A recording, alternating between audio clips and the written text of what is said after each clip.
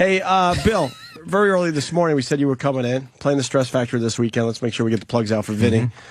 Great place to see comedy. And someone said that they saw you in Sweden. Oh, yeah, and they thought you were coming in early, so they were on the line. We never got to them, but said that you were... How did you get to Sweden? They just called me up, and they American comics are doing well over there. Dude, the internet it's ridiculous. Wow. So they're starting to like American comedians. So, yeah, they called me up. They asked me if I wanted to go, and it's like... Yeah, what am I going to go to Kansas City again? Fuck yeah, I'll go. How was Sweden? Dude, it was first of all, dude, the joke I was opening with was, this is what I was opening with. I was like, hey, what's up, everybody? I was like, I got to go with Hitler on this one. You guys are some good-looking sons of bitches. Jesus. Oh, shit. It's just everyone good-looking? Dude, it was ridiculous. It's not like everyone is, but the ratio of good-looking people. Sure. Stockholm, Sweden was like Soho to the 10th power. I was walking down the street with my girl, even like guys, I'm going, look at that guy. Look at that guy. That's ridiculous. And then they'd be like working a newsstand.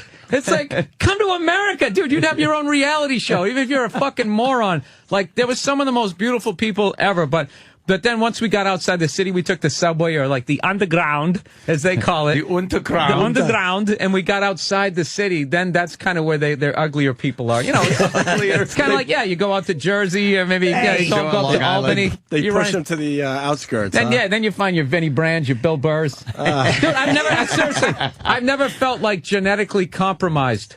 What? When I went there, I was just like, God, man, dude, I am a fucking mongrel. I would literally be like sweeping up elephant shit over here. What joke didn't translate? A joke that does very well everywhere else. This is what I did. I was smart enough. Luckily, I got in like a day or two early, and I went up at a club so I could get over that whole thing, because they're ridiculously bilingual, but it still gets in your head. I mean, I went on at this comedy club over there, the Golden Circle Comedy Club or some shit like that. Jesus Christ, could Jimmy do 20 minutes on that name? But there was literally like the three comedians in front of me were just totally like, rising, and they're killing. They're killing. And I'm standing in the back of the room going, oh my God. They don't know English. I flew 17 hours to eat my balls. And they were just, and what was hilarious was I couldn't understand what they were saying, but you could tell who was a good comedian, who was a hack, just by their body stuff. And like there was one you could tell, like this Stephen Wright sort of like guy, where he would just be like, and people would just be dying. Just dying.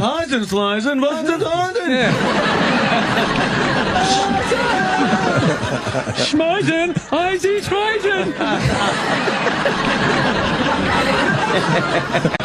So I basically, the first night I went up there, I was on my heels because I knew I was going to be. It was just too fucking weird, and there was like, just certain like there's certain reality shows that are actually American shows that are on over there. Like that's all you go over there, you watch some TV to try to get how much of what I'm saying do they get, but little like I made a kickball reference, they didn't get that, I had to turn it to soccer, but generally speaking, I mean, believe me, the stuff people were saying to me at the end of the show was totally different. I usually get, dude, you're funny as shit.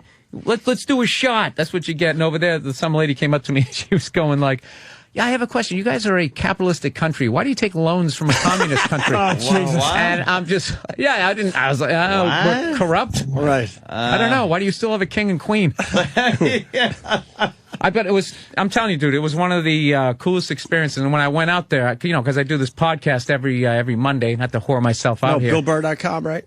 Yeah, but these people like, so I came walking out, and it was a theater, like 700-seater. I was able to fill like half of it, which I was really happy with. And I walked out, and there was like 6 people standing up because I didn't think I was going to, because, I get emails, are you ever going to come over here? And I'm in the middle of my act. I'm on the other side of the fucking world, and I just go like, I go, yes, my life's, settling down. I go, I got a dog recently. And somebody in the back goes, Cleo! Like yelled out the name of my dog. And I was just like, wow, that's weird. The power of the internet. This is fucking insane. That is fucked up. You guys, if you went over there, you'd like one of the funniest like non-heckles ever. Just that voice.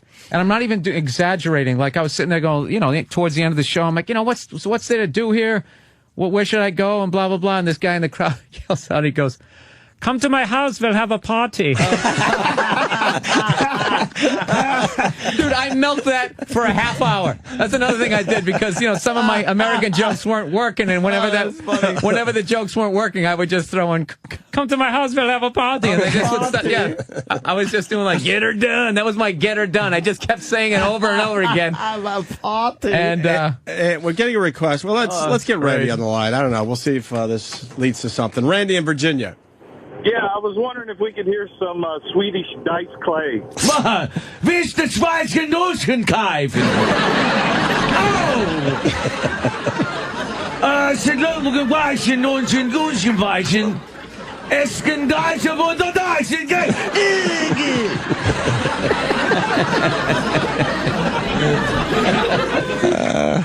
Wo sind Grandenwunden?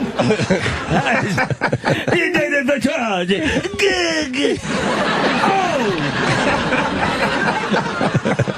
Oh!